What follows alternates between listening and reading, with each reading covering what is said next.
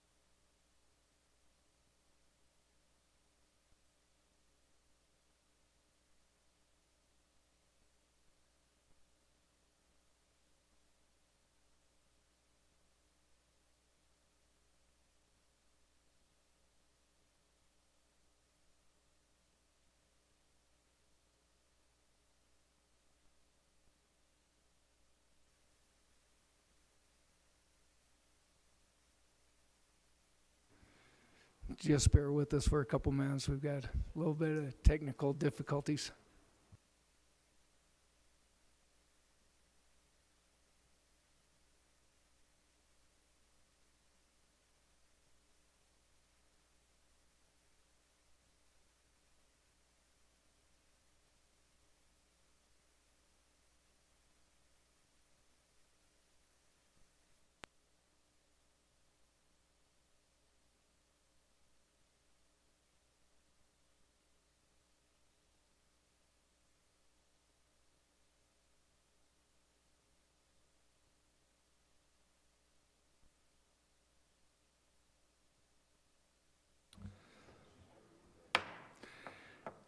I'd like to call the Butte-Silver Bowl Council of Commissioners regular meeting for Wednesday, April 19th, 2023 to order.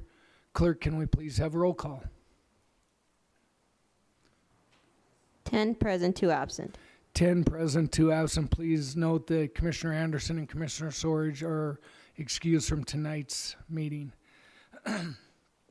Commissioner Thatcher, could you please lead us in the prayer and the pledge? Almighty God, we implore you, look upon us and guide us this night as we make decisions which so greatly affect our community of Butte-Silver Bow. Direct our thoughts, words, and deeds so that we please you and best serve our fellow citizens. Amen.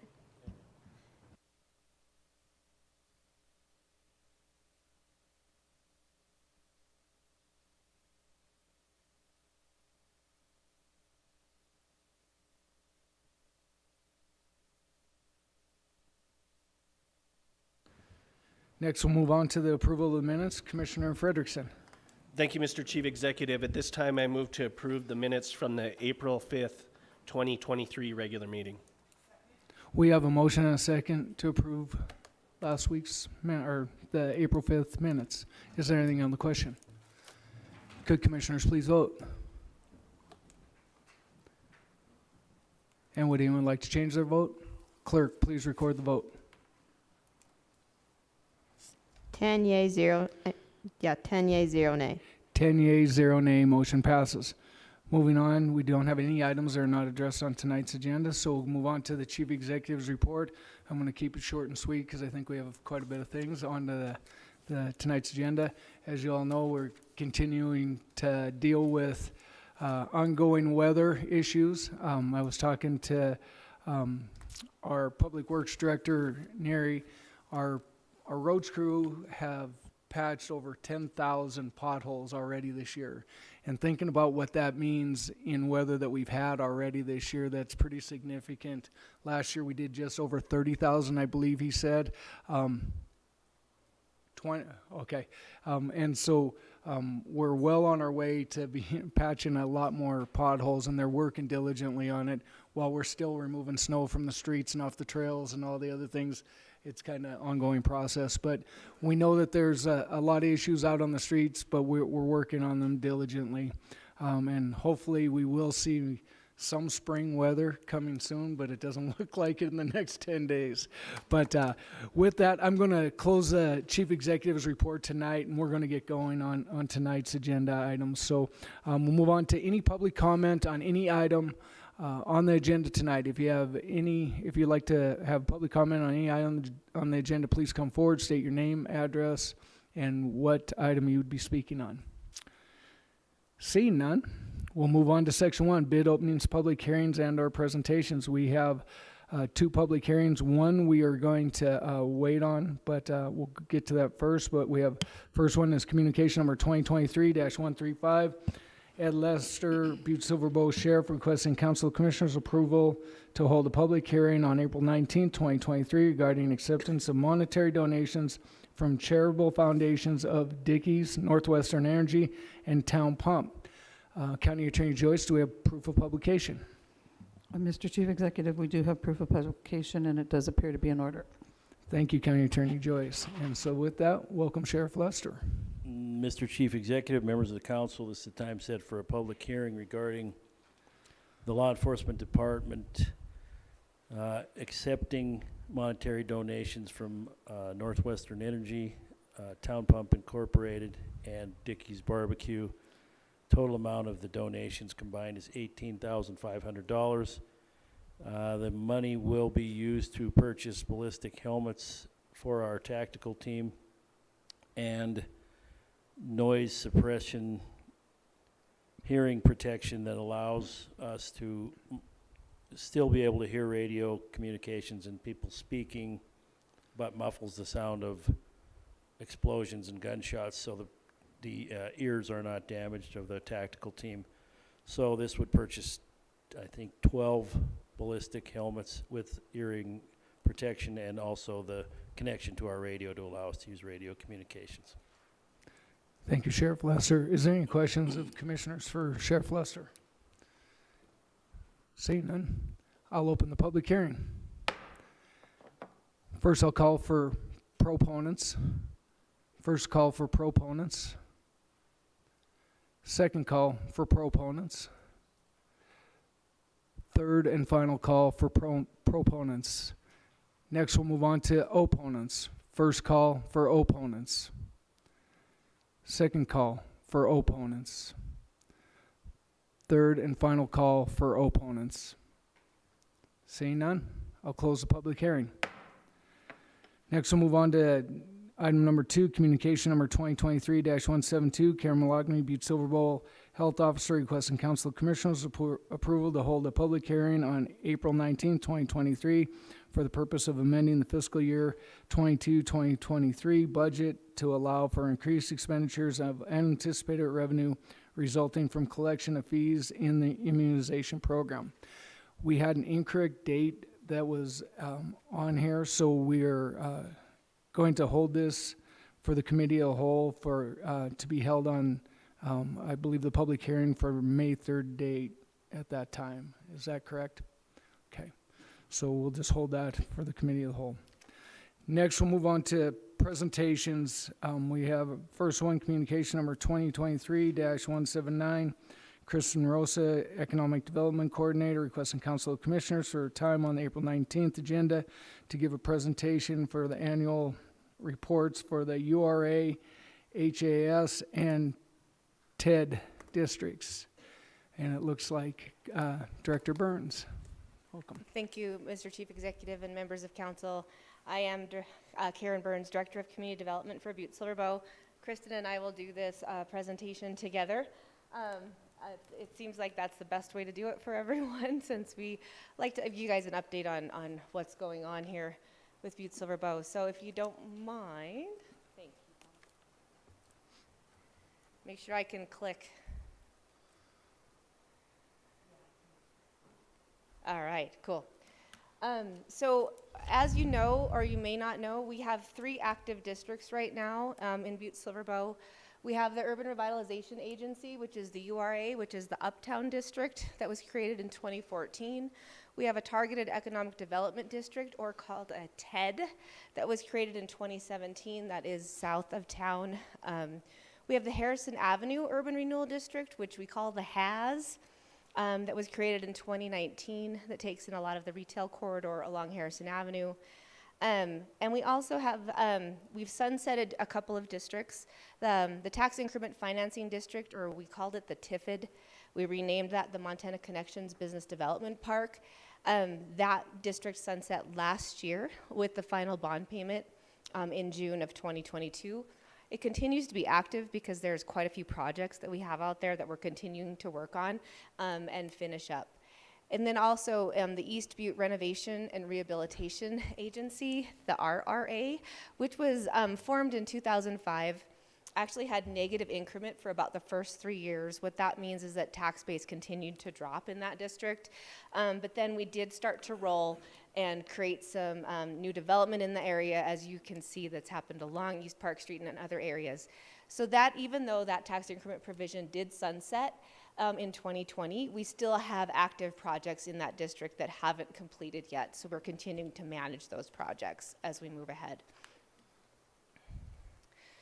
So want to give you guys a heads up tonight that we do have some potential changes that we'll be working on with these districts. We've had strategic planning sessions with our boards of directors, and I should mention every one of these districts has their own board of directors. We do that a little differently in Butte-Silver Bow than some of the other communities do. And I really do think we do it better by having individual boards of directors for each of these districts. That way there is a separation. These districts have citizens appointed to these boards that care about specific projects that happen in those districts, and gives a lot more input and availability for a lot of public interaction. Because we hold public board meetings for every single one of these districts as well. So I think it really is a good way to do it. The URA board held a strategic planning session with our board in January, January 18th to be exact, to talk about our goals, our urban renewal plan, and what we wanted to update or change in that plan. If we change our plan, that is an ordinance change, and so that would be coming before this body for your final concurrence if we were going to update that plan. So it would be a series of public meetings. We're going to talk about that a little later in the presentation of what it actually takes to make these changes. But these could be coming at you guys if we move through these processes.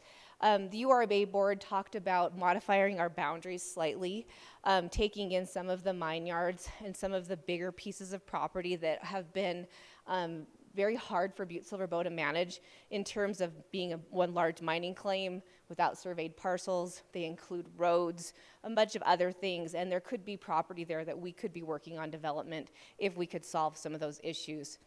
The South Butte TED staff has been working on possible boundary adjustments and taking in some industrial sites that were just rezoned to industrial, and so we're looking at that. And then the Montana Connections Industrial Park has been looking at recreating a new district in that area to take in some state land that's in and around that could be developed into industrial land with the extension of infrastructure. And so that's another potential as we move ahead. I'm not going to read through this whole slide for you guys, but to take away from what I just talked about, if we were going to create or modify a district, they go through the exact same process. It is the same process of public meetings. It's the same notices that go to DOR. You have to find necessity. You have to do an analysis of infrastructure deficiencies, pass resolution. And so it is something that we would definitely take a lot of time and effort in trying to make sure that we're dotting all of our I's, crossing all our T's, and making sure this is something that the community is behind and wants to do.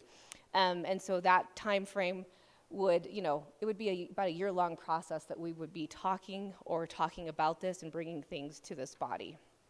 So that's what we have in store maybe in the future. Now Kristen's going to come up and give a little bit of an overview about how tax increment financing works.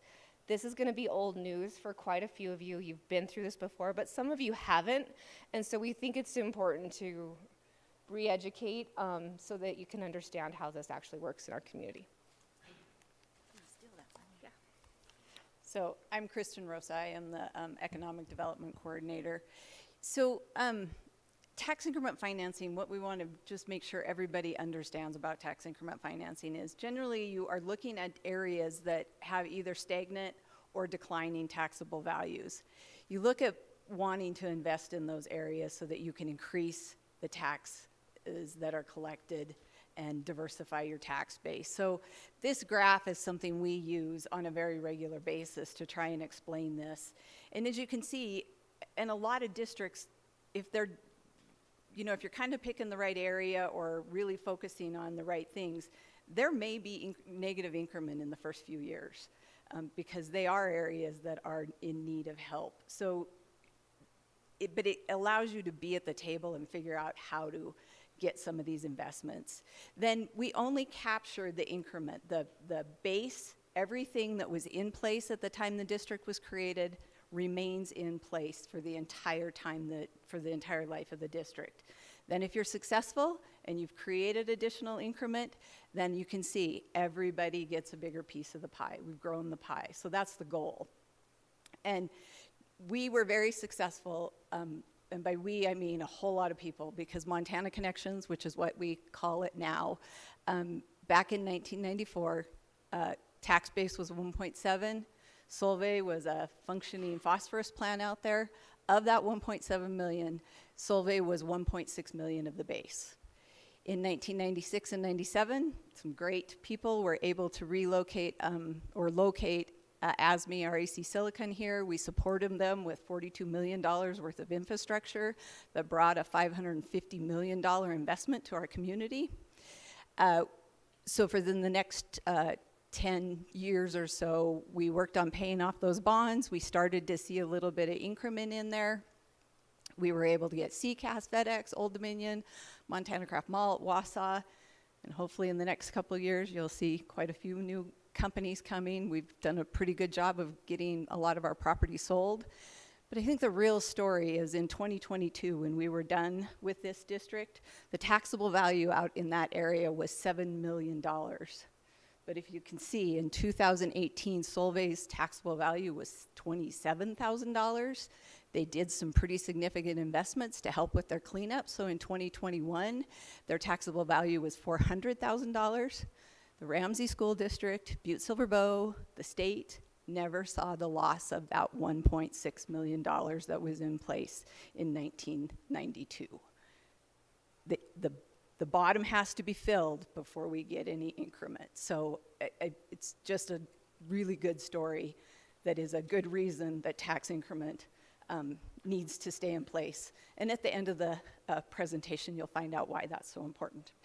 Do you know where thank you. Good for you. Okay. The other thing that we really want to talk about is when a TIF provision is adopted in a district, the taxes, as we just went through, the taxes don't increase. People in that district don't pay different taxes. You are always paying the same amount of taxes based on the tax or the value, market value of your property. So if you're in a TIF district or you're not in a district, your taxes are the same. All the mills that are assessed are the same. Then a quick little thing about how funds can be used. The funds can be spent inside the boundaries of the district. There are exceptions for connecting infrastructure. So when there is infrastructure that needs to be connected or can be connected outside the district, you are allowed to spend money on that. For example, if a sewer down in the TED, we know that all the infrastructure in the South Butte TED for industrial development is pretty good, but there is a bottleneck further north that if a development in the industrial park causes that bottleneck to be a problem, we can invest our TIF dollars in solving that problem for the businesses that are inside the TED. The difference between urban renewal and TEDs is urban renewal is very much focused on eliminating blight. Targeted economic development districts are focused on creating industrial infrastructure.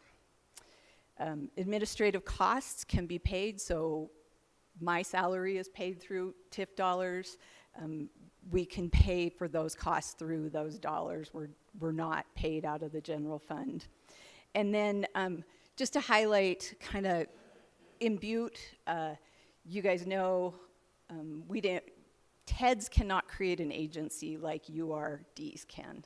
So Karen's management structure is she has independent agencies that are appointed by you, but they make decisions that then don't have to come back to you guys.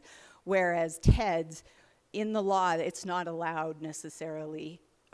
So we do not have independent agencies. We are advisory boards. I have advisory boards, so you guys see all of the agreements and things like that that we enter into come back to this body. And then we're tag teaming again. Just real quick, we just wanted to highlight some of the difference in how our programs work. So the URA and the Harrison Avenue District are focused on blight, and we create matching grants for public-private partnerships up to 25% of qualifying costs. We also have a loan program that revolves within the URA district. We have not set up our loan program in the Harrison Avenue District yet, but we definitely have a goal to do that. Those loan programs can continue to revolve into perpetuity in that district to be used for the purposes that you originally established in your urban renewal plans. Harrison Avenue focuses on economic development and business enhancement in that retail corridor. That's written in our plan. The URA focuses on the historic district preservation and public infrastructure development in that area. The TED focuses on infrastructure grants. They do have a loan program, and they do feasibility assistance in planning dollars, engineering studies, things like that to help with industrial development. And if the boundaries modified, we'll also work with recruitment to vacant properties that if we are able to take in some additional vacant land in that area. Just real quick, I know it's hard for you to see. These are district boundaries that we have established for the URA. Is the pink and black hashed line there that takes in most of Uptown Butte, heads down all the way down to 2nd Street, below, just above Front Street there. And then we also have the Harrison Avenue District, which runs basically from Sampson Street on the north side, and then all the way down to Sunset Road on the south side, so just above the bowling alley. To highlight it real quick, some of the activity that we had in 2022 to 2023, we have 130 active grant projects of all sizes in the URA right now. We awarded about $1.14 million last year, leveraging about $4.5 million of potential investment. And we expended just over $700,000 out to these grant projects. They take time, and we don't pay out funds until the work is actually complete. These awards are made and held, and then we track the actual progress and have to pay off of actually completed invoices and paid invoices. They're reimbursement basis. We have 48 active loans with a balance due of just about $4.8 million. Recently, we completed the Uptown Master Plan. We are in the implementation phase of that. The URA has committed through our strategic planning session to provide a lot of the matching funds that are needed for the grants that we are pursuing to implement the Uptown Master Plan. So we are leveraging those dollars as much as we possibly can. Next week, you're going to hear an update on the Uptown Master Plan and how successful we've been in receiving grants. Just a spoiler alert, we have 100% success rate so far in grants that we've applied for, so pretty exciting. The Harrison Avenue District is a smaller district. It's a newer district. It doesn't have as much funds to put out there, but we do have some grants that have been awarded. We have 7 active projects right now.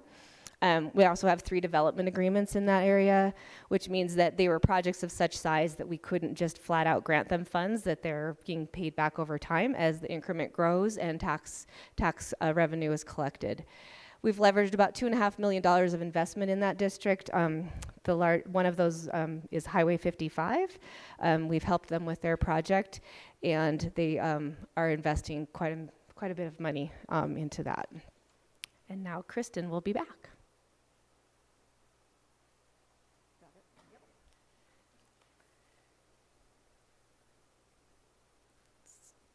Maybe. Okay. Other way.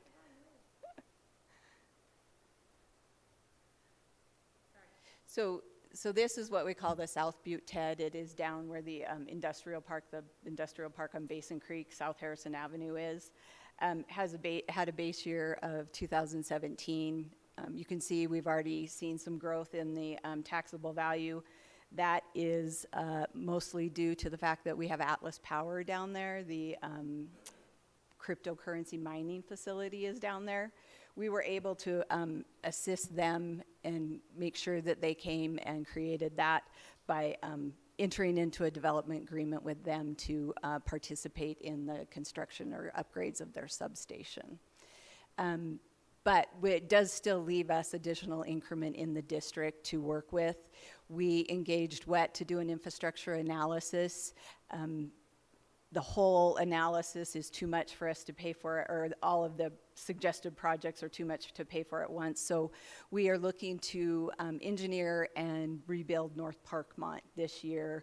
WET was awarded that contract to engineer that, and we'll do construction oversight. We should be able to be putting that out to bid in May or June, which is very exciting. We are also working with a developer to add infrastructure, bring public infrastructure in that could help with industrial development there. So it's a smaller district, but it has been pretty successful. It is a district that had negative increment its first year. So then the Montana Connections, I guess just a quick update, most of it's been a success. We have, I think, as of today, I think I have 4 parcels that are still available for sale. A 5th one could be coming back to us. One of our developers, the housing group, may need less property than they had originally anticipated, which is good news because for a while there I was having to tell people I don't have any property out here so we will go looking elsewhere. So it's always kind of nice to be able to make sure that we can work with companies that are coming in. We would look to modify the boundaries. As you know, the state parcel that's east of REC and south of the boundaries of Montana Connections right now, that was all zoned industrial, and so that would be part of what we would want to take into a new district. But as you know, we'll start with that $7+ million base.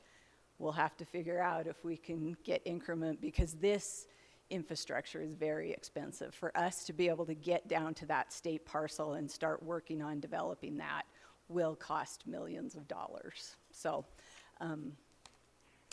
there's that. Oops, I guess I didn't go to the right slide, but as I said, fairly successful, 600 jobs that are well above our average state salaries, and we are expecting additional construction to start this year, some on some smaller projects, and hopefully some on the larger projects that we've talked about. But this is kind of the biggest news. The legislature is in session, and there are currently 2 bills that have made it farther than any tax increment bill that will really damage and harm tax increment as a tool in the state.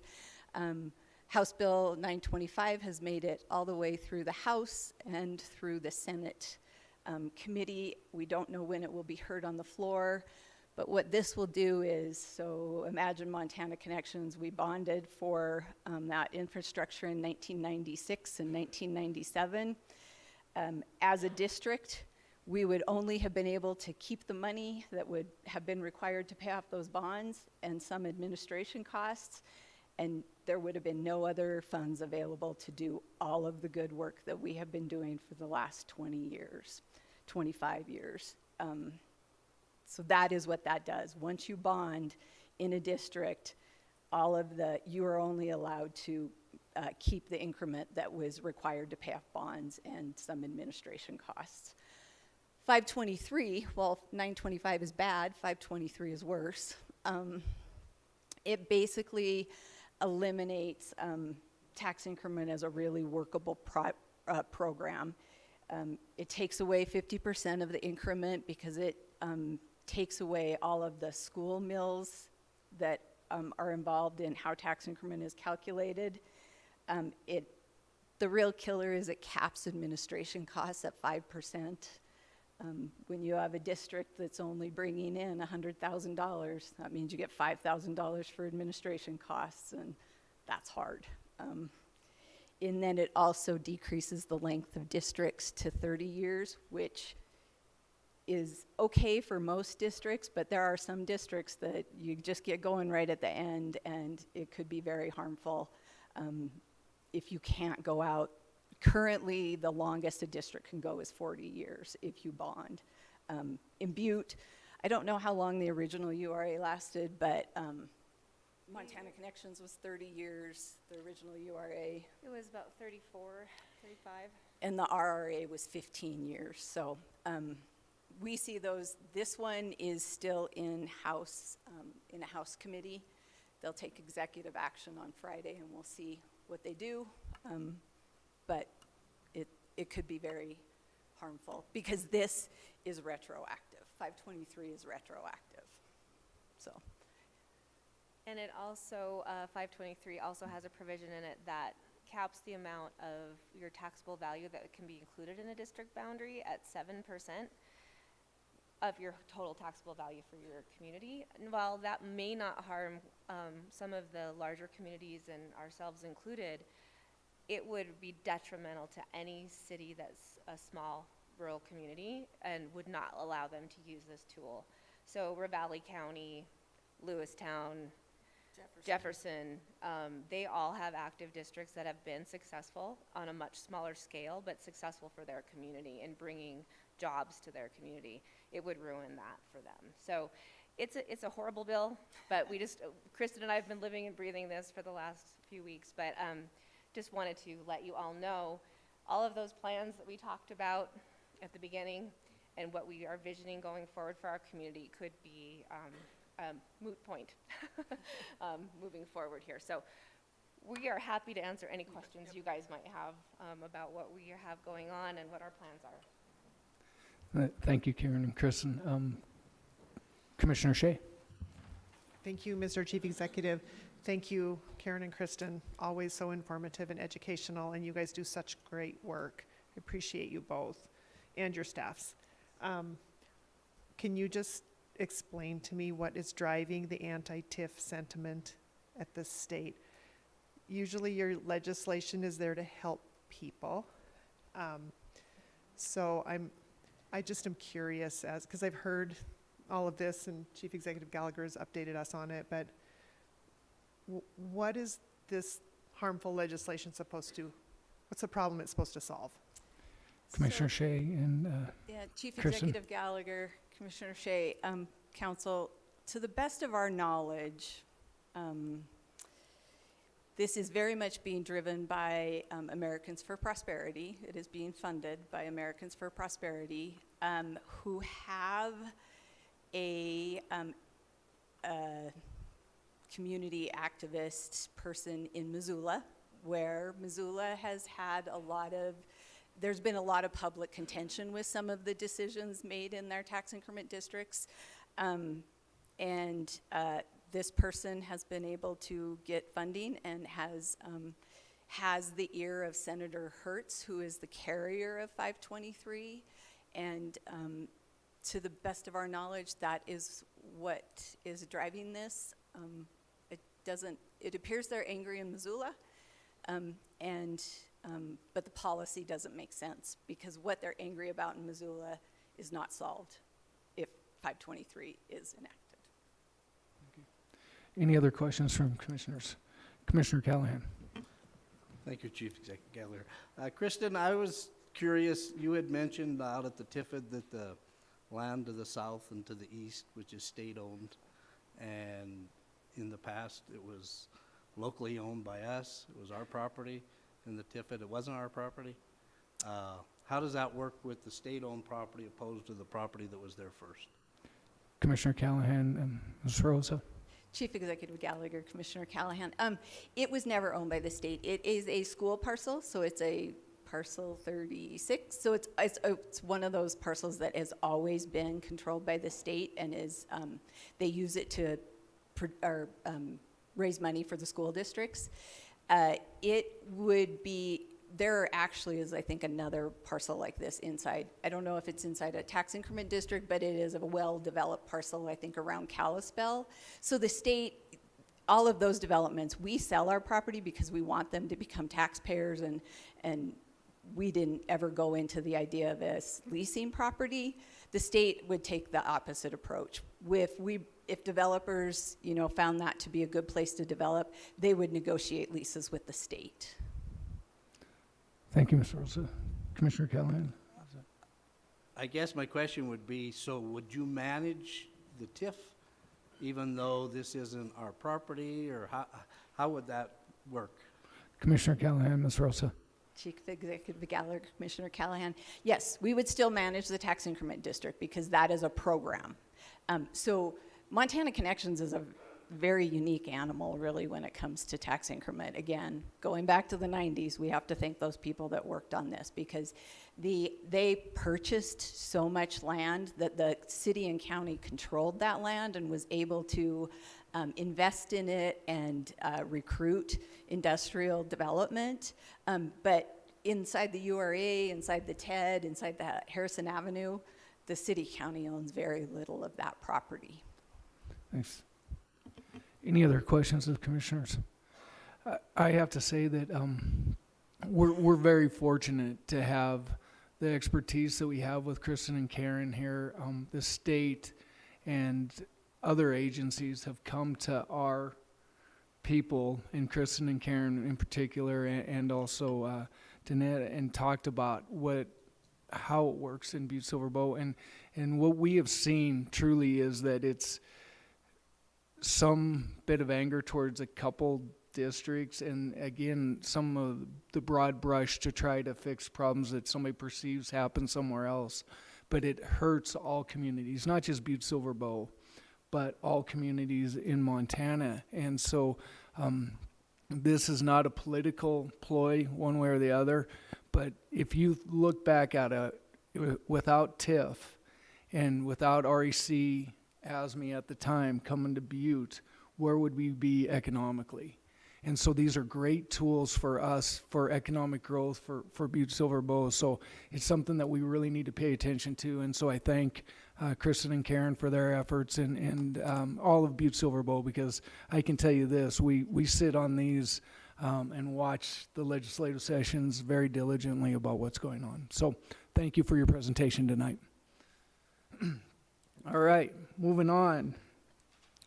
We'll move on to item number 2, communication number 2023-180, Mike McAnulty, Atlantic Ridgefield Liability Manager, requesting Council of Commissioners for time on the April 19th, 2023 agenda to give a presentation on the work at Atlantic Ridgefield, plans to conduct in 2023 on Butte area parks and playgrounds. Mr. McAnulty, welcome.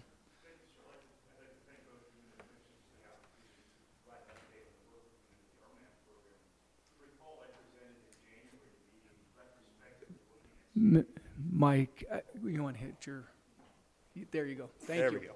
That's Perfect. better. So just to start over again, you recall I presented in January on work we had done last year in sampling area parks. So the company went out, we sampled 37 area parks. We identified 9 of those that had areas where there were exceedance of either lead or arsenic and require remediation. What I'm going to talk about tonight is our plans to go forward and to complete that work this season, or this year rather. And so before I get into the slide presentation, I think you all have 3 separate documents in front of you. You'll have a copy of the slides. You'll have an example of an infographic, which is a park-specific flyer we're going to distribute to the community. And you'll have a package of figures that depict the 9 parks where we're going to be conducting work. And I'll go through examples of 3 of those parks, and we'll walk through what this process will look like. So in my presentation, I'll talk about our objectives this year. I'll talk about the scope and schedule for remediation of the parks that require work this year. We'll go through 3 examples of parks and explain how we're going to do the work and what the impact will be on users of the parks. Then I'll talk about stakeholder communications and entertain questions. So our objective, obviously, is to safely complete all of this work this year. In addition to the parks we're going to be conducting remediation on, we're going to be doing additional investigations at other parks. So the idea is to stagger that process across each year. So remediation investigation this year, any required remediation in other parks next year. And we want to sequence the work in a way that is as efficient as we can be, and that's a balance in minimizing the impacts to users of the parks, but also ensuring we can do the work as weather will allow us to do that.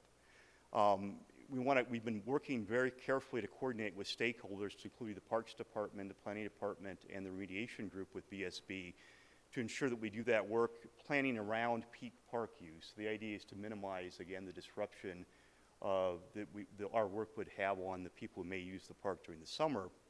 And we try to schedule the work in a way that work that requires simple playground replacement will be done before school's out, so that kids will have the opportunity to use the equipment when the summer season starts. Having said all that, the key for us is to conduct the work safely, and safely both for the public and for our crew. So that does mean there'll be some closures of parts of parks for some period of time. That's a necessary part of this process. So here's the sequence, our planned sequence of remediation. So as I mentioned, there's 9 parks. It totals about 2.26 acres in total area requiring remediation. The third column that says estimated duration really is estimated duration of the work in days. So on the short end, this is a 1 or 2 day project. On some of the others, it's more than a month actually. And what we've done is scheduled these in a way that the work that we done early in the season can be done as soon as weather permits. So for example, at Kopervika Park, it's really a pretty simple exercise in remediating one part of a corner of a playground, right? So that's independent of whether you're placing sod or things like that. The only caveat here is the second park on the schedule, we're still working out the details of a start date, because that park is unique in that it's owned partly by a private party and by Walkerville, and there's some discussions between those two entities about how this remediation will be conducted, but that's the one loose end we have. Next slide. So we're now going to move to the examples, and Stodden Park is the example, probably the most complex piece of work we have to complete. You recall from my January presentation that when we did the investigation last summer, we found there were impacts at depth in part of the footprint of the new playground, and that was driven by what apparently was a disposal facility, a site there. So there was debris that was indicative of municipal waste that probably was a driver for the elevated lead. So what this figure depicts in the magenta area is the area that will be remediated, and that exercise is one of dismantling the playground equipment in part, removing the wood chips and the soft sort of surface walkways that are there, excavating to a depth of 14 inches, putting lime on the bottom of that excavation, placing a geofabric liner on top of the lime, then placing clean soil, and then replacing everything as we found it, which means putting in new wood chips and putting a new soft surface, play surface in. And you know, the key issue here really is we talked a lot with the Parks Department about the best time to do this, and their opinion was that we would look to do this at the end of the season. So our tentative start date for this park remediation is right around August 29th. So it's about the time kids go back to school. And you can see from the figure, there's a yellow outline. That's the approximate area of our job zone. So this is the area we would close off to public access during the work. A couple caveats to that. We understand there are some significant events during the window we plan to do the work. So for example, September 15th is Butte High's cross-country meet. That's on a Friday. We would stand down our work on Thursday, pull our fences in to minimize the impact to parking, and ensure that the job site is buttoned up until the cross-country meet is over. Similarly, I think there's a classic car show late August, early September, same sort of exercise. We'll ensure we're out of the area while that's going on and do everything we can to do to minimize the impact to that event. So we've tried to do that. Having said that, there will be a period of time beginning in late August through September where the playground will be closed until we can complete the work. And the key driver there is the soft surface walkways that are there have to be poured and placed within a fairly narrow temperature range. The temperature has to be at least 42 degrees Fahrenheit and dry. So we want to get that done before the weather turns on us. So this is probably the most complex piece of work we have to do. So we'll start with that and then move to the next example, which is Kopervika Park. I mentioned this is an example of a pretty simple exercise. The magenta area in the corner of the park that's in the red polygon is the only area that had an exceedance that had arsenic at depth. This is a playground area. We'll move in pretty quickly early in the season and only have to close off a part of the park for a limited duration, replace the soil in the same way I described before, and also replace outdated equipment with new equipment we've ordered and have on hand. So the end product there in terms of use for the people playing will be a better playground. And we'll also make some improvements. There's a restroom adjacent to that, there's some ADA issues. We're going to fix that just to ensure that the access is compliant with the ADA requirements. The next one is another park, and this is Rocker Park, and this is on the other simple end of the scale. The only issues here were there's a gravel roadway that on the periphery of the park that has elevated arsenic beneath the gravel. Since gravel is not considered a cap, we're going to go out and in a single day, we hope, excavate that area and replace it. So that's a pretty easy one. So the other handout that has the 10 figures describes the process essentially for the other 6 parks. There's, I think, 2 figures for Stodden Park. But what we tried to do is to communicate to everybody the scope of what we were going to close, and together with the 1 figure that shows the duration of the project and the start date, how long these parks will be closed. So that's generally the process.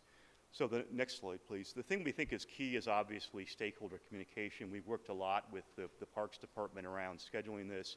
We've prepared an example infographic flyer for each park. We're going to do a number of things. We're going to provide those in electronic and hard copy to the Parks Department for distribution. We're going to put up signs at each park that have a QR code. And for those of us who aren't so technologically sophisticated, just a link to a website that the people can look at that'll describe the scope of the work and how long it's going to last and what the impacts will be. And then we'll post project updates on the bipsu.com website. And then at the conclusion of the season, probably in October or November, we'll be in a position to come back, if you're interested in hearing, to describe what was accomplished and probably also provide preliminary results from the sampling we're doing this summer to other parks. So that's the extent of my presentation. Are there questions or comments? Thank you, Mike. Are there any questions of the commissioners? Commissioner Frederickson. Thank you, Chief Executive Gallagher. Thank you for the presentation. Since your last presentation in January, something that's come up in my district is the Hawthorne School and the playground around there. And I understand that that's not Butte-Silver Park. It's owned by the school district, I believe. And I know that you guys did testing at that school. Yes. Probably a couple years ago. 2 years ago, yes.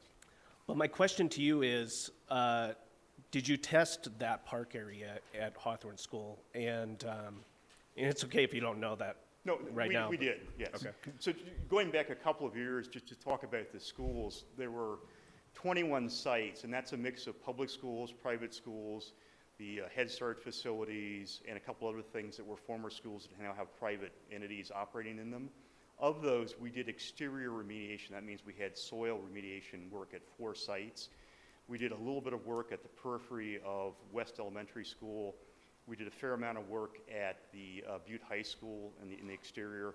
We did quite a bit of work at the Mercury Street Head Start facility. And then we did a little bit of work at the former Lincoln School, which was at that time a Head Start facility that was inoperable. So those 4 schools had exceedances in the playgrounds or exterior space. All the other facilities we tested did not. So. Thank you, Mr. McAnulty. Just a follow-up. Just a quick follow-up. Where can I look at those results from the Hawthorne School? We can certainly provide those. We have summaries that look like the figures we provided that would have the results of all the different samples and the polygons and how that was approached. Okay. Yeah, I would appreciate if you could get me that. Thank you. That'd be great. Thank you. All right. Any other questions? Commissioner Reardon. Thank you, Chief Executive Gallagher. My question to you is, throughout this presentation and all that, we've seen the depth being 14 inches in the ground and all that. Are we basically dealing with the same chemicals? And if we are, was this dirt hauled in as much as you know from the calculations? Because it seems pretty sparse in the areas of the park. Have you figured out where this pollution come from? Well, yeah, so there are a couple different things. The residential metals abatement program is sort of a multi-source program, right? So you can see in some instances, for example, at Butte High, the impacts there were fairly obviously from mining, right? We could see that by observation.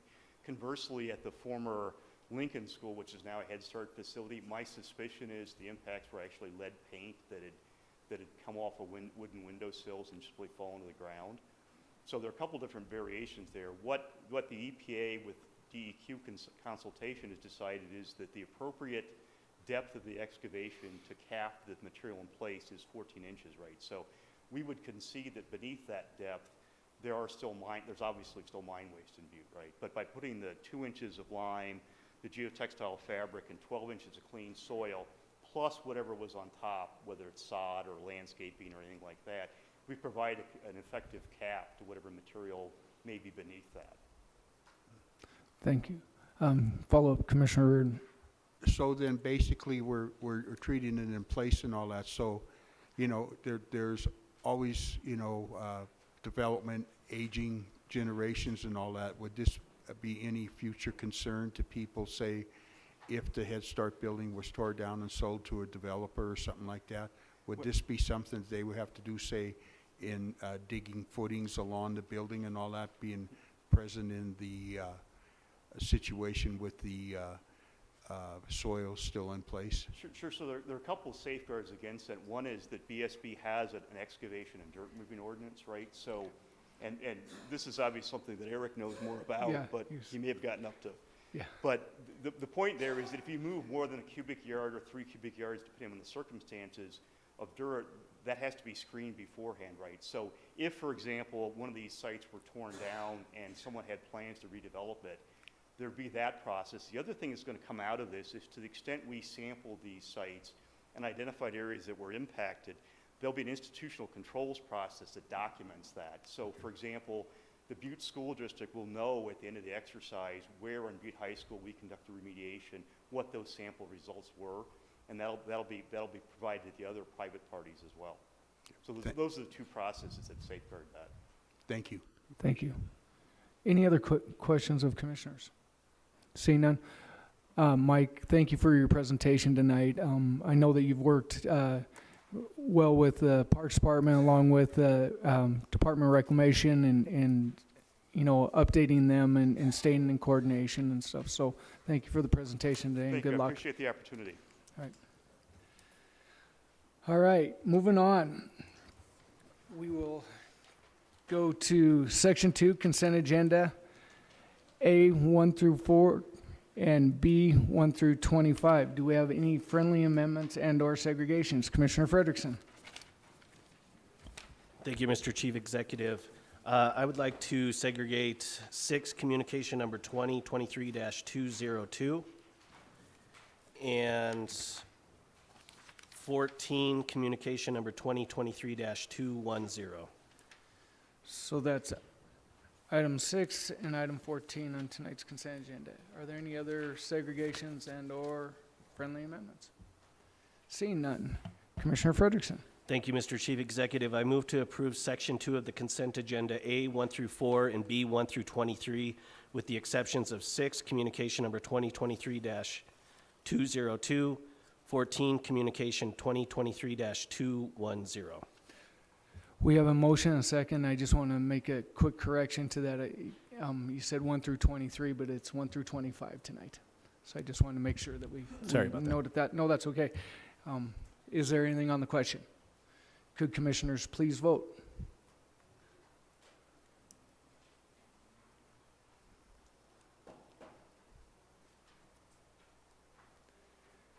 And we'll just wait a second here.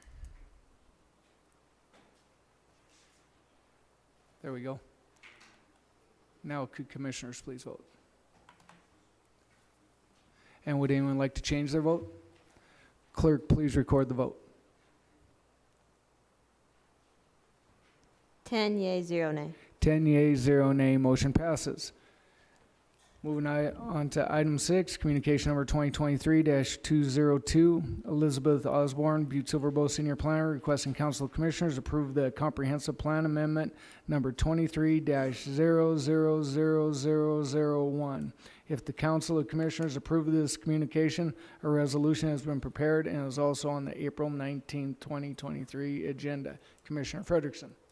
Thank you, Chief Executive Gallagher. So I spoke with Director Pipinich, and the public hearing was not scheduled. So we're going to have to hold this one, and we'll get that public hearing on either next week or the week after's agenda. And the resolution has been put into judiciary, so I just ask that we hold it in judiciary until the public hearing. And at this point, I'll Make a motion make a motion to hold this in advance. in abeyance. Yeah. Okay. We have a motion and a second to hold communication number 2023-202 in abeyance. Is there anything on the question? Oh, and refer it to the committee of the whole. And refer Thank to you. the committee of the whole. Amend my motion there. So we were amending the motion to okay, so the amended motion is to hold and to send it to the committee of the whole. Is that correct? Yeah. Okay. Is there anything else on the question? Could commissioners please vote?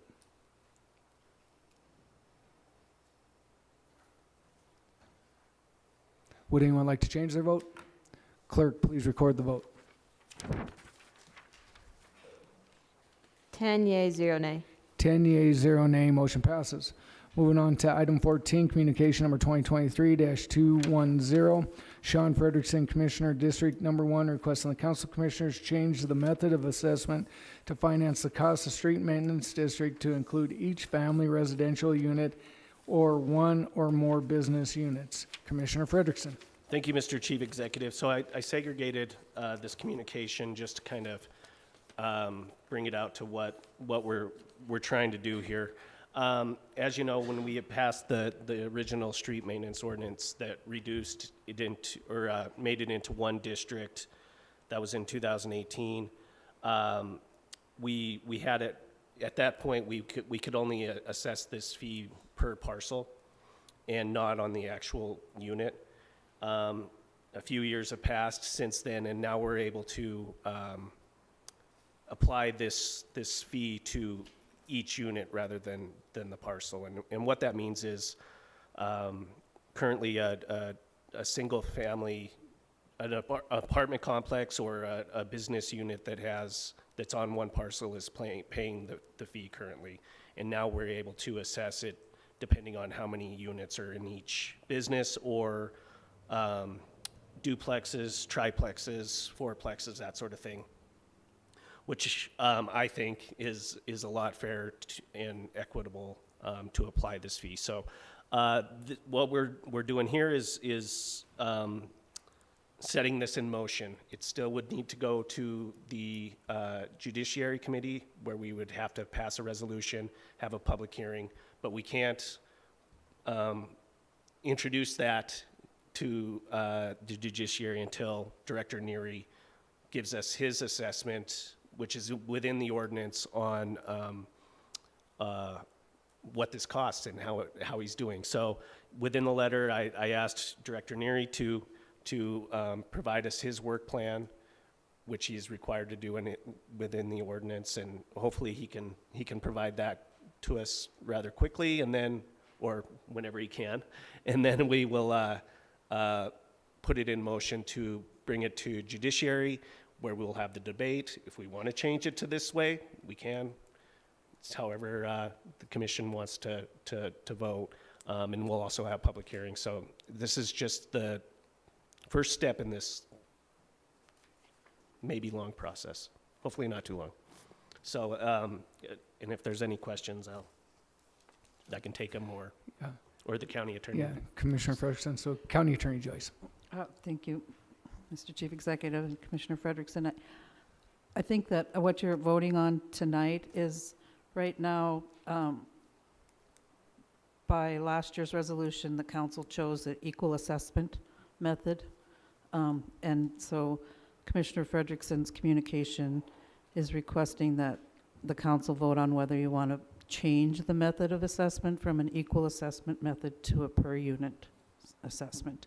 And so once you make that vote, then what Commissioner Frederickson indicated would be the next steps would be for the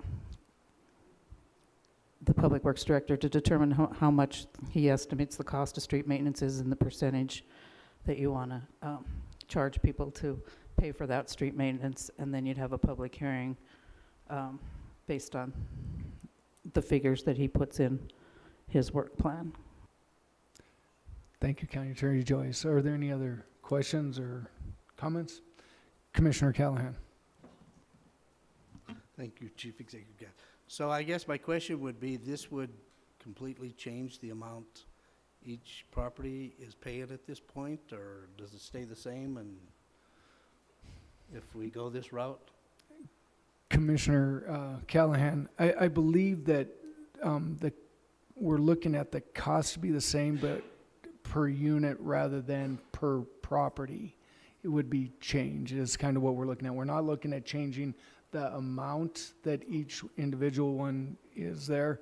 Currently, I think it's going to be how it's going to be assessed. Does that make sense? Or County Attorney Joyce, is that correct?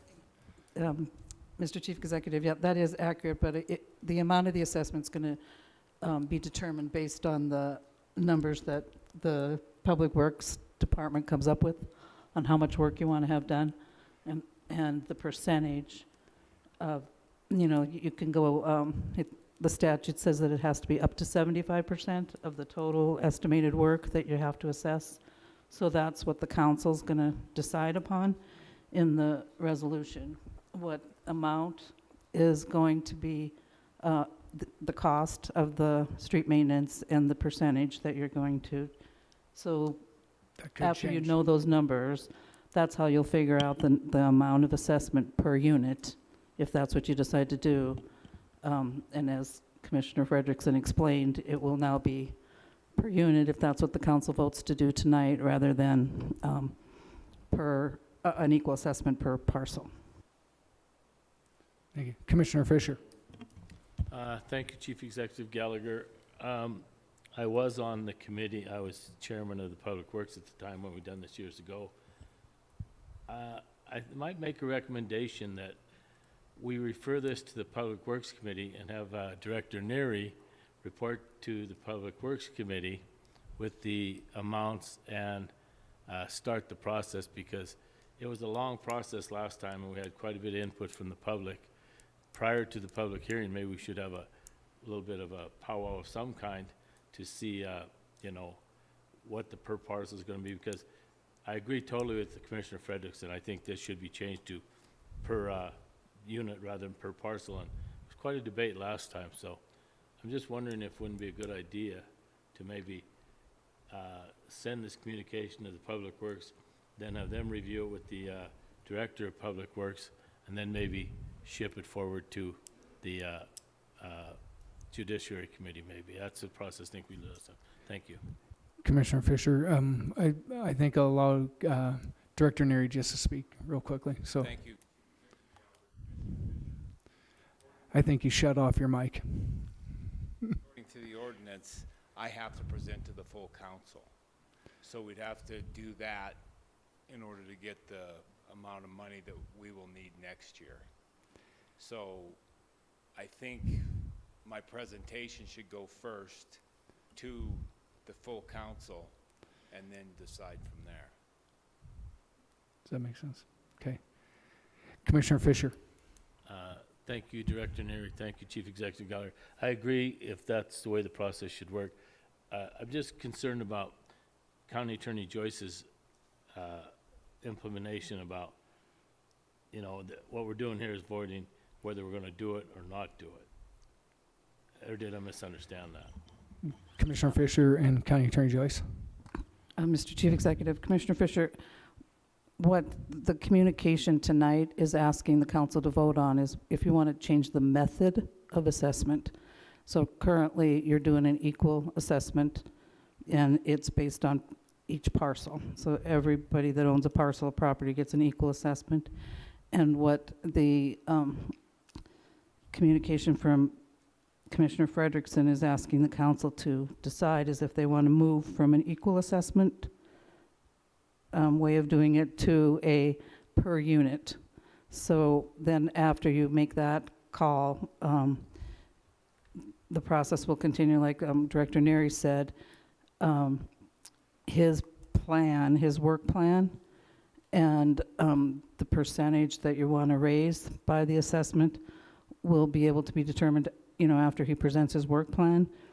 And when those numbers are determined, then I can introduce a resolution that has those numbers in there, so then the public will be able to, at the public hearing, make comments on those numbers that are in the resolution, so they'll know at that time what the assessment amount is going to be.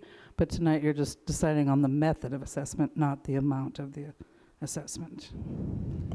Thank you, County Attorney Joyce. Commissioner Shea. Thank you, Mr. Chief Executive. I'm not going to beat this dead horse. I think that going to the per unit is the most equitable way for everybody that drives on our roads. If we did not change the method, would we still be waiting for Mr. Neary to give a presentation to set the amount? Commissioner Shea and County Attorney Joyce, is that correct? Mr. Chief Executive, Commissioner Shea, yes, the same process would go forward. Thank you. Follow up, Commissioner Fisher and then Commissioner Reardon. Thank you, Chief Executive Geller. And I have no problem with this whatsoever.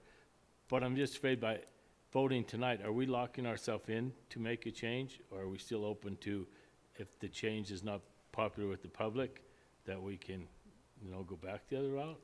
I mean, if our constituents start calling saying, that's not fair, how we hear it.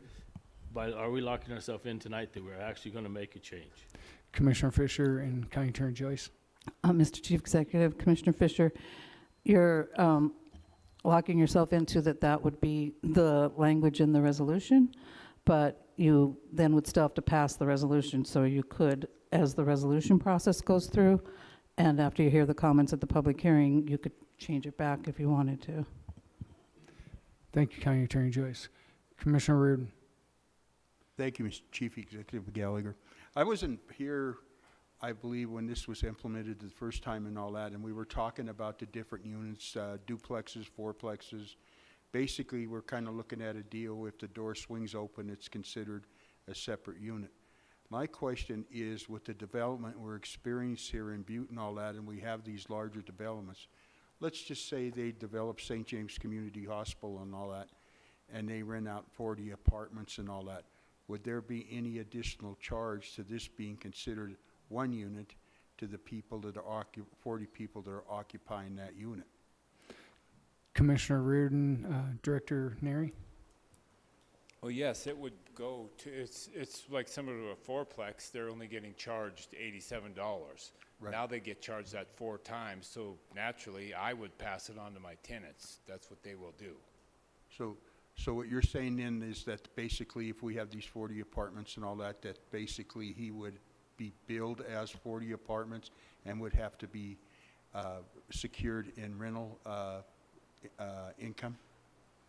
I mean, when you really look at the fairness and all that stuff, the way that we're growing and all that, and the buildings are there, I get one unit, but we got a guy paying full bore, and I'm not trying to start an argument here, just for my own personal information and all that. I like that.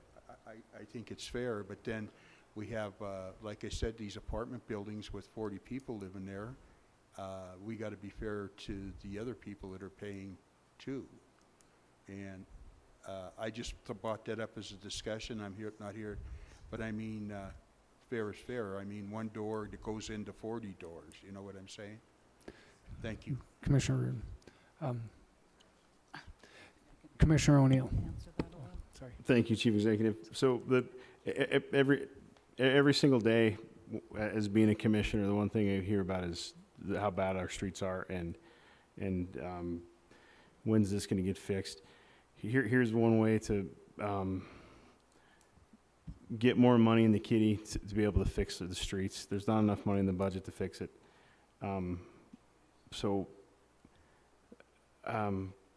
Whether it's fair or not, I don't know if they're doing it in other towns or whatever, but we need more money in the kitty to fix the streets, so here's a great solution. Commissioner O'Neill, and then, Director Neri. Chief Executive Gallagher, Commissioner Reardon, I don't quite understand. Are you upset that all 40 people, all 40 units would have to pay that $87? Director Neary, Commissioner Reardon? Well, the thing about it is, Mark, is I'm not really upset about nothing. I agree, you know, that this is going to be a great project and all that and help our situation out.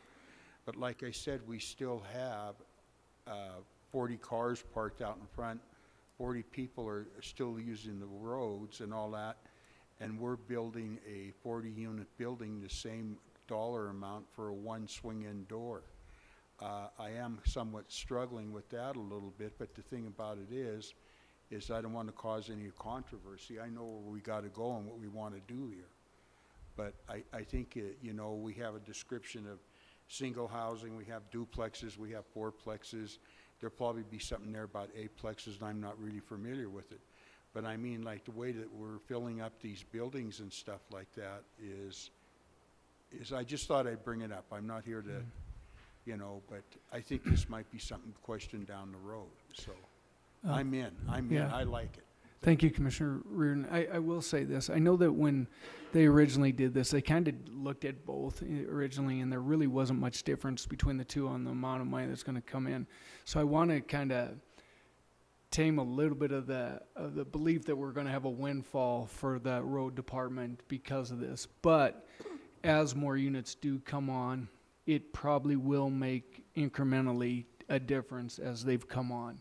So just so that there's an understanding that this is not going to create this massive windfall that we're going to be able to hire a whole new paving crew. Am I correct, Director Neary? Yep. Chief Executive Gallagher, Commissioners, I believe when we looked into this, the increase of going from units away from what we're doing now, we gained like $13,000. It wasn't much, but it will be. But Commissioner Reardon, like the 40 duplexes that Nistler built behind the Copper King, he's paying 1. Now he'll pay 40. And it's not, and just to clear everything up too, no roads will get rebuilt with this money. This is strictly for maintenance. It's a maintenance district. Snow plowing, sanding. Thank you, Director Neary. And so County Attorney Joyce has a comment, and then we'll go to you, Commissioner Mankins. Thank you, Mr. Chief Executive. So when we introduce the resolution, there will be definitions of what constitutes a business unit and what constitutes a residential unit. So the public will see that language in the resolution, and then that'll be the purpose of the public hearing so that they can comment on that method of assessment, and they'll know what a business unit means and what a residential unit means. Thank you, County Attorney Joyce. Commissioner Mankins. Thank you, Commissioner, and thank you, Sean, Commissioner Frederickson, for bringing this forward, because I think, you know, when we're talking about, I mean, the equality, I think Commissioner Shea, I think all of us are looking for that equality, and especially our constituents are looking for that equality. Without, when you talk about those 40 units, you're looking at, again, $87, how as it was, and then it's $3,480 now. I mean, that's showing right there what we can do with $3,480 with just one of those units, and breaking that down as, I don't know who made this suggestion, it would probably go back to that tenant. I'm not saying only, but, you know, it's $7.25 to help that out. So just breaking down those numbers and how much we are going to gain, just looking at one unit, you know, compared to, you know, that 40, you know, unit thing. So I think it's just the equality that we just need to continue to look at, and making sure that that is provided to our constituents in our community. Thank you, Commissioner Mankins. Commissioner Shea, and then Commissioner Fisher. Thank you, Mr. Chief Executive. Really quickly, you know, cars that drive on the road, whether they own the parcel or rent the parcel, they usually do the same amount of damage to the roads. So if you have a 40 apartments, let's assume there's one car for each, or even just one for every other one. That's 20 additional vehicles on the road causing damage. And so truly the thing that causes the damage to the roads, to make it all equitable, should be that everybody is contributing to the same pot of money for the maintenance. Thank you, Commissioner Shea. Commissioner Fisher. Thank you, Chief Executive Gallagher. Just one final comment. You know, when we went through this last time, this is a good plan. I like what Commissioner Frederickson's doing. But what we ran into last time was like the Legion Oasis, the Columbus Plaza, the Rosalie Manor. These are all low-income people or Section 8 people. And the thing about it is, when you start putting that much money into them, this is where you get your repercussion from the public a little bit. So that's just a comment. I look forward to the resolution, and I thank Commissioner Frederickson for bringing this forward. Thank you, Commissioner Fisher. I guess Director Gleason would like to speak. I think we kind of, Chief Executive Gallagher, I think we've kind of touched base on all the little elements of it. However, in the work plan that Director Neary presents, we will show the analysis that I think Commissioner Fisher is kind of looking for, that comparison between, because to Commissioner Makin's point, we will pick up other parcels or other units, but remember, we're losing a lot of parcels that are over 5,000 in value, including this year with the reappraisal year. We're going to be losing a significant amount of parcels over 5,000. So that's why there's a wash. You know, we're picking up the units that have the vehicles. To Commissioner Shea's point, that's who we're trying to pick up. Those are the users of the roads, but we're losing a lot of vacant parcels. So to Chief Executive Gallagher's point, there's not a big difference in the amount of funds. The only way we would see a significant increase is right now we're only funding 87.5% of the work plan costs. So we do dip into the road budget, which can handle a lot of the construction and the capital needs of the county, so new roads or chip and seal or whatnot. So we dip into that because we're still only maintaining at 87.5% of his work plan. And this year, for example, with all the snow that we're still having and the work that's having to be done, we're really starting to hit the road budget hard. Thank you, Director Gleason. So with that, Commissioner Frederickson. Thank you, Chief Executive Gallagher, and thank you to all the other commissioners and County Attorney Joyce, Director Gleason, Director Neary for explaining this all. And I'll move to concur and place on file communication number 2023-210. We have a motion and a second to concur and place on file communication number 2023-210. Is there anything else on the question? Could commissioners please vote?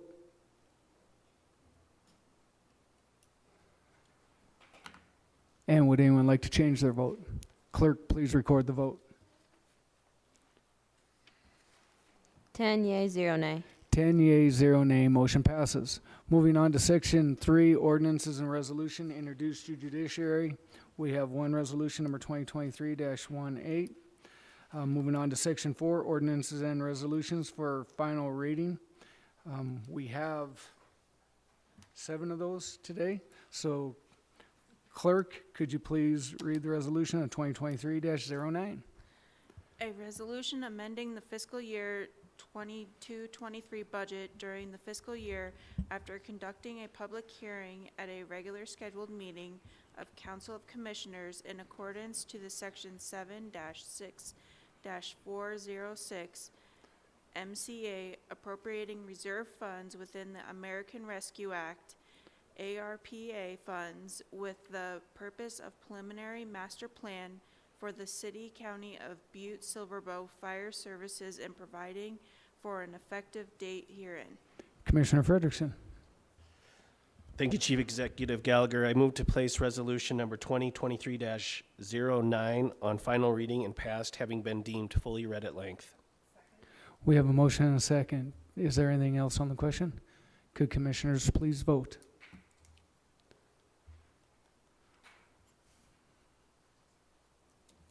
Would anyone like to change their vote? Clerk, please record the vote.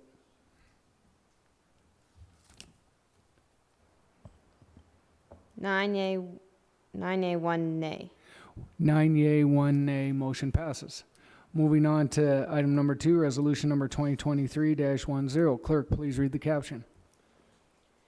A resolution amending the budget during the fiscal year after conducting a public hearing at a regular scheduled meeting of the Council of Commissioners in accordance with Section 7-6-4006 MCA appropriating unanticipated revenue to the city county of Butte-Silver from the Montana Department of Public Health and Human Services to be used within the Health Department for the Pathways to Recognition Program task ordered and providing for an effective date herein.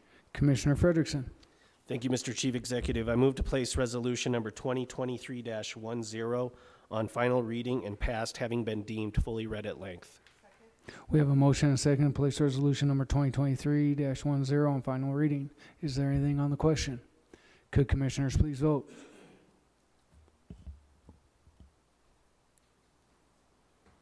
And would anyone like to change their vote? Clerk, please record the vote. 10 yea, 0 nay. 10 yea, 0 nay, motion passes. Moving on to resolution number 2023-11. Clerk, please read the caption. A resolution amending the budget during the fiscal year, conducting a public hearing at a regular scheduled meeting of this Council of Commissioners in accordance with Section 7-6-4006 MCA, appropriating unanticipated grant revenue from the Federal Department of Transportation for the purpose of sending 6 firefighters/hazmat technicians to the annual IAFC Hazmat Conference in Baltimore, Maryland, for providing an effective date with herein. Commissioner Frederickson. Thank you, Mr. Chief Executive. I move to place resolution number 2023-11 on final reading and passed, having been deemed fully read at length. We have a motion and a second. Is there anything on the question? Could commissioners please vote?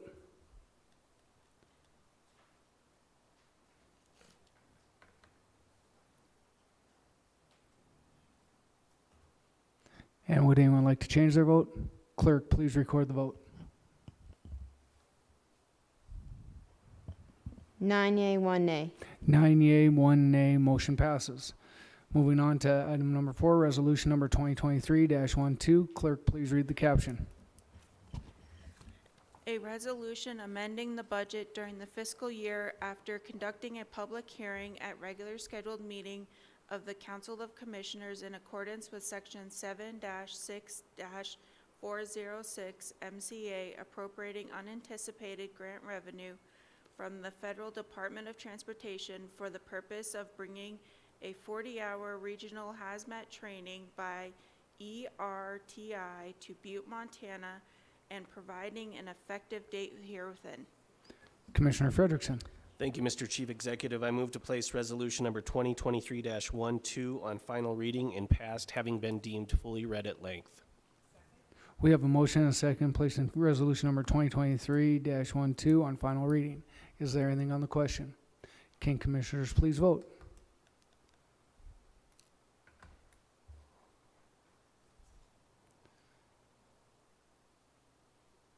Commissioner O'Neill, there we go. And would anyone like to change their vote? Clerk, please record the vote.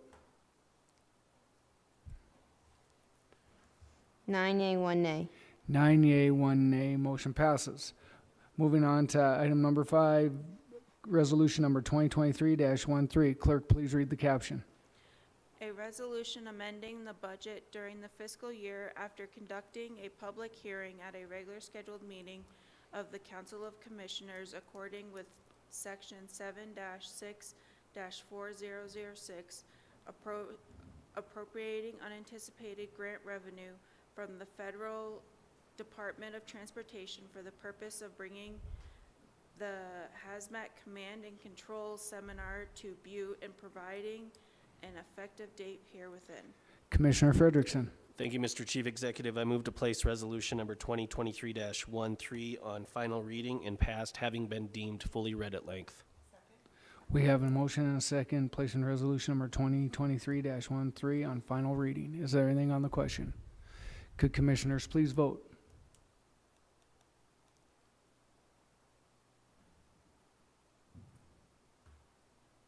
And would anyone like to change their vote? Clerk, please record the vote. 9 yea, 1 nay.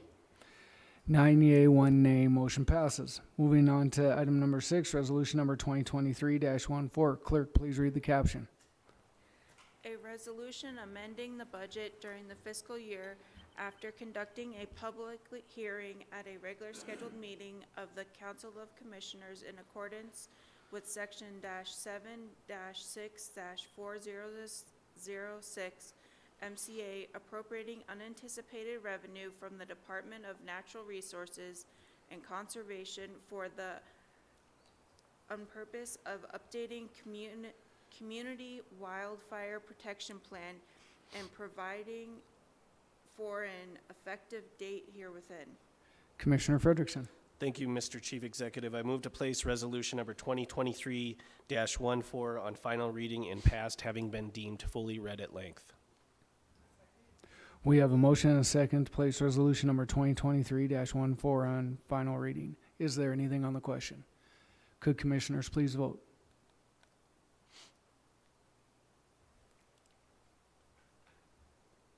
And would anyone like to change their vote? Clerk, please record the vote. 10 yea, 0 nay. 10 yeas, 0 nay. Motion passes. Moving on to item number 7, resolution number 2023-16. Clerk, please read the caption. A resolution amending the budget during the fiscal year after conducting a public hearing at a regular scheduled meeting of the Council of Commissioners in accordance with Section 7-6-4006 MCA appropriating unanticipated revenue from the Department of Natural Resources and Conservation for the purpose of a landscape scale restoration in the Basin Creek watershed and providing for an effective date herewithin. Commissioner Frederickson. Thank you, Mr. Chief Executive. I move to place resolution number 2023-16 on final reading and passed, having been deemed fully read at length. We have a motion and a second placing resolution number 2023-16 on final reading. Is there anything on the question? Could commissioners please vote?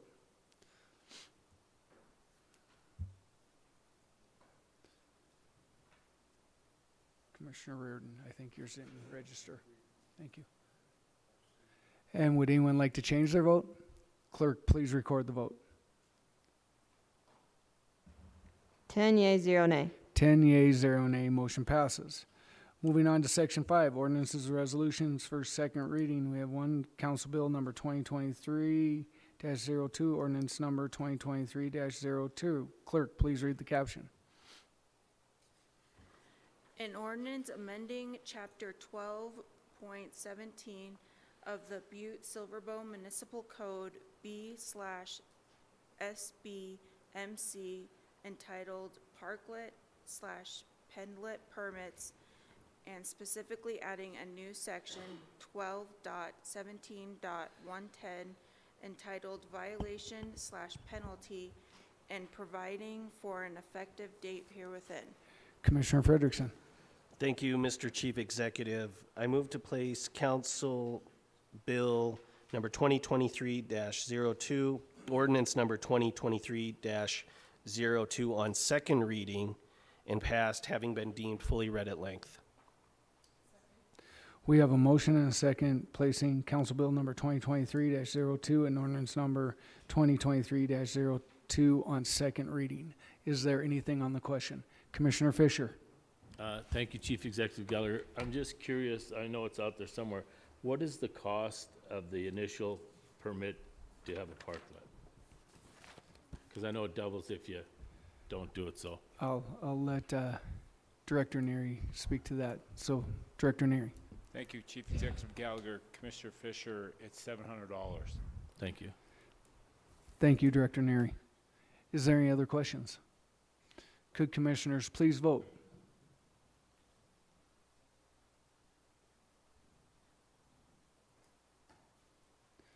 And would anyone like to change their vote? Clerk, please record the vote.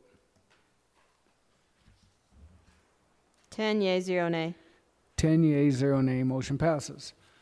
Moving on to Section 6, ordinances and resolutions for emergency suspension of the rules for final passage. We have one resolution number 2023-19. Commissioner Frederickson. Thank you, Mr. Chief Executive. I move for the suspension of the rules for the purpose of passing Council Bill Resolution Number 2023-19 by waiving subsection 7 of Rule 36 of the Rules and Order of Business of the Council of Commissioners, thereby having it considered for advanced passage without reference to the Judiciary Committee. We have a motion and a second to suspend the rules. Is there anything on the question? Could commissioners please vote? And would anyone like to change their vote? Clerk, please record the vote. 10 yea, 0 nay. 10 yea, 0 nay, motion passes. Moving back to resolution number 2023-19. Clerk, please read the caption. A resolution creating Special Improvement District Number 1030 for the purpose of maintaining and installing an electrical lighting system, designating and describing the boundaries of said proposed special improvement lighting district, stating the purpose of a general character of the improvements to be made in said special improvement district, estimating the approximate cost of maintaining and supplying energy therefore for the first year, finding, determining, declaring that such property should be assessed for cost thereof of maintaining an energy, and extending such assessment to be in semi-annual assessments, and providing for the fund upon which said special improvement funds shall be drawn, withdrawing all property described in the Exhibit A from other special improvement lighting assessments, and providing for an effective date herewith. Commissioner Frederickson. Thank you, Mr. Chief Executive. I move to place resolution number 2023-19 on final reading and passed, having been deemed fully read at length. We have a motion and a second placing resolution number 2023-19 on final reading. Is there anything on the question? Could commissioners please vote?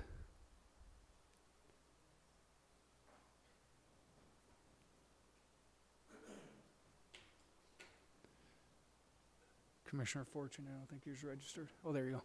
And would anyone like to change their vote? Clerk, please record the vote. 10 yea, 0 nay. 10 yea, 0 nay, motion passes. Please note the calendar and other meetings and events that are coming up. And next we'll move on to any public comment on any item not on the agenda tonight. If you have any comment, please come forward, state your name and address and what you'd like to speak to us of. Looks like we do not have none. Commissioner Thatcher, you have something you would like for the good of the order? Yes, please. Thank you, Chief Executive Gallagher. Just a reminder to the Economic Development Committee, we do have to reconvene really quick after this meeting. Thank you. So Economic Development will reconvene after this meeting. Anything else for the good of the order? I will take a motion to adjourn. We have a motion and a second. All in favor, signal by aye. Opposed? We are adjourned. Have a great night.